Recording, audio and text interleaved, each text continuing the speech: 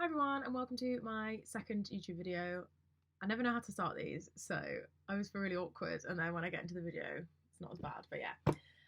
Welcome to my video. Today's video is going to be about quitting smoking. So for those who don't know, I quit smoking around 3 years ago. I think it's 3 years this year actually, so I definitely feel like I'm okay to talk about it and it's not something I feel like I'm ever going to revisit. I felt I'm in a good place now to talk about it and hopefully give some advice. So, for further context, I'm on about cigarettes, not like smoking crack. Just thought I'd put that little disclaimer in there for anyone that thinks I'm an ex-crackhead.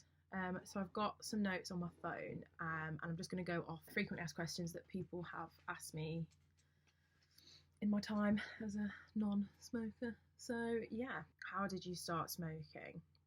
So I started when I was probably 15. I used to smoke sort of on and off, and then I got a boyfriend who smoked, and then we just kind of smoked together, and I was stupid and young. A lot of my friends smoked, and it was kind of a thing that we did. Yeah, and it kind of started as like social smoking. Like if I was at his house, I'd have a cigarette with him, or if I was out drinking, I'd have cigarettes, and then it just slowly became like a habit.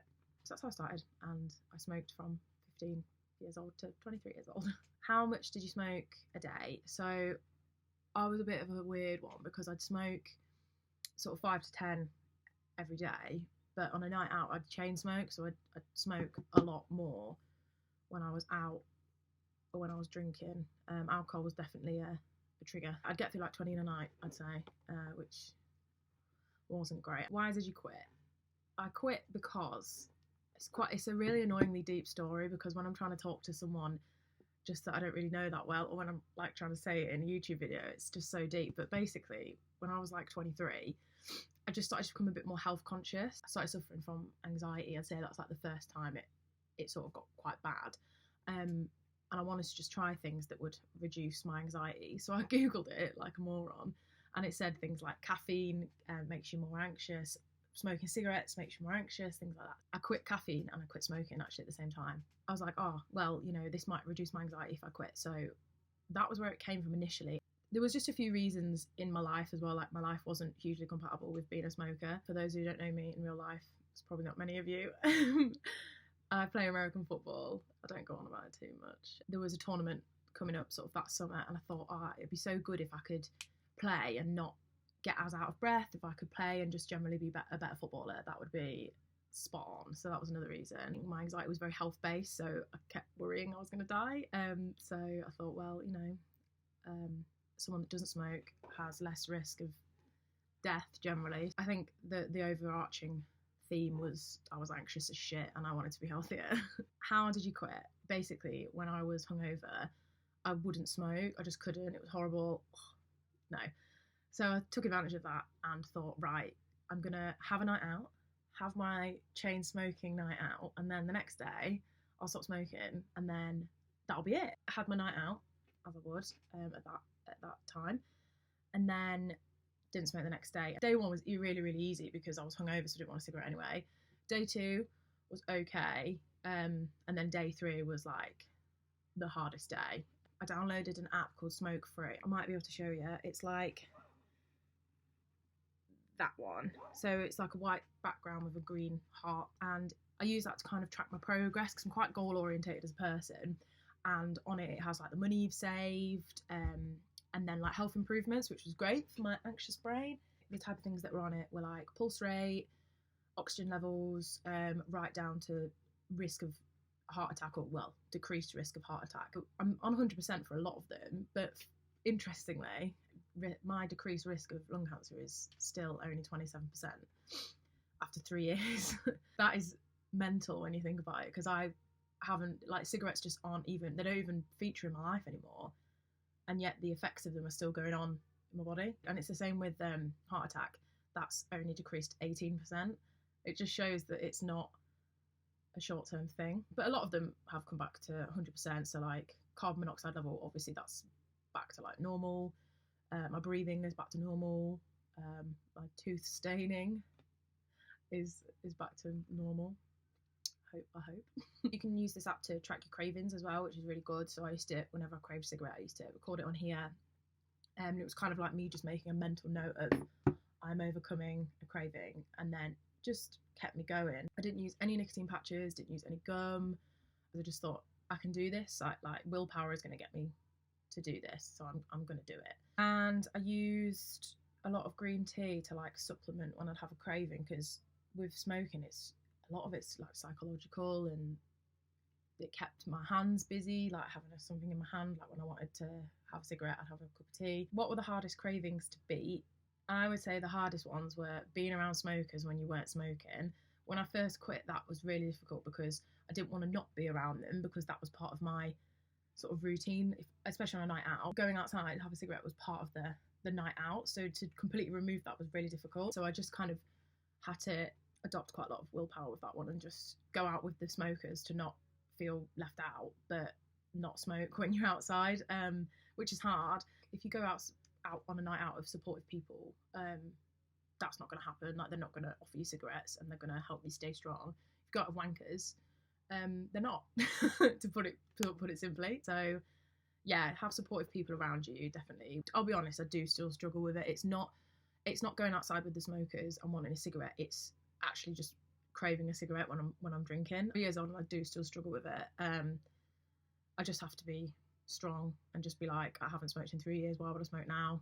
A lot of people I know have like nicotine-free vapes and stuff for that situation. I probably would recommend one. I've been thinking about getting one for ages. But to be honest, a lot of the cravings are just sort of lifestyle things, and a lot of them are just psychological. So if you can find something that you can replace that with, that's probably the best advice I'd give you.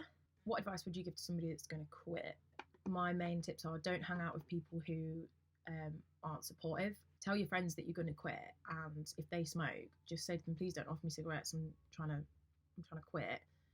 And if you're someone that's watching this and smokes, don't be that dickhead that gives your mate a fag when they're trying to quit. If you don't want to quit, that's fine, but don't burden somebody that is trying to quit and disrupt their progress because you're selfish, is all I'm going to say. You wouldn't give an alcoholic a drink. You'd feel terrible. You'd think someone was a dickhead if they did that. So apply the same logic to smokers. So be supportive and hang out with supportive people, because that is what will get you through quitting, because it's fucking hard. Keep the time that you'd use to smoke filled with something else, either green tea or chewing gum. If you really don't think you could do it without nicotine supplements, they do a lot of nicotine gum now. And just time, I guess, like, try not to think of it as a lifelong thing. That was something that one of my friends told me. She said, don't think of it as, oh my God, I'll never smoke again. Because to me, cigarettes were like a crutch for a lot of things. It was very much part of my identity. So I was like, oh my God, I'll never have this part of me again. And she said, don't think of it like that. Just take it one day at a time. So think to yourself, today I'm not going to have a cigarette. And then the next day, today I'm not going to have a cigarette. And then go on like that. It just helped me just stay on track and not panic, because I did definitely panic when I wanted to quit, because I was like, but how can I live without cigarettes? It's a very weird thing. It's such a emotional thing, addiction, as well as physical. A lot of it is mental and emotional. But what are the weirdest things that happened after you quit? Aside from the actual physical improvements, like breathing better and being fitter, I always found myself, even now, dreaming about cigarettes. Like, I still dream about them all the time. When I first quit, it was like, I would dream about them all the time, every night. I would always have a dream that I'd be like secretly smoking, and then someone would find out and expose me. Dreaming about cigarettes was a big weird thing that still happens to this day. You notice how bad smokers smell. It's not the smell of fresh smoke. Like, the smell of fresh smoke I actually really enjoy. It's the smell on your clothes, and like the way your hair smells, and the way I could just smell a lot of things more when I quit. You definitely smell it when you quit, or if you don't smoke. I'm assuming non-smokers also don't. Generally, I felt a lot fitter. I always used to have like a really this is gross, but like a really like phlegmy throat from smoking, and that I don't have anymore. My energy levels were definitely higher, and the whole reason I quit, I mentioned earlier, anxiety. My anxiety did improve, but I don't want to say that's because of quitting smoking, because I did a lot of interventions, as it was back then, to reduce my anxiety, and quitting smoking was one of them. But I don't want to sit and go, it cured my anxiety, because that would be irresponsible of me to say that. So I think that's about it. If anyone has any questions about quitting smoking, please leave a comment or get in touch with me on social media, and I can definitely help. If you don't smoke, don't start. Like, I know everyone says that, but one thing that I wish I knew before I started was that if you smoke, you'll always be a smoker. Even though I haven't smoked for 3 years, it sounds really ridiculous, but it is actually a lifelong addiction. And when I'm around someone that smokes, my whole thought processes are different to that of someone that's never smoked. Hope you enjoyed the video, and for anyone that's trying to quit, good luck, or thinking about quitting, good luck. And if you're not thinking about quitting or you don't smoke, one day you might have a friend that is, so be supportive and don't be a dick, is all I have to say. I'll see you all in the next one. Bye.